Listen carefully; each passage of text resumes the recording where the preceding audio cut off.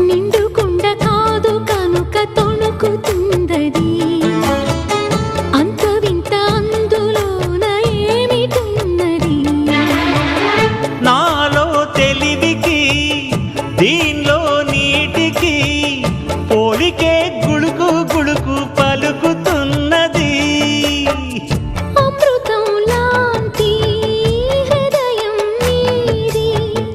అంతకన్నా వేరే వరమేది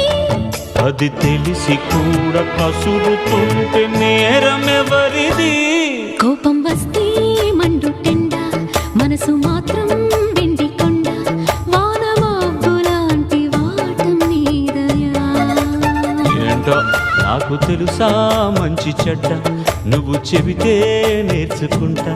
నిన్ను నమ్మినాను అంతా నీ దయా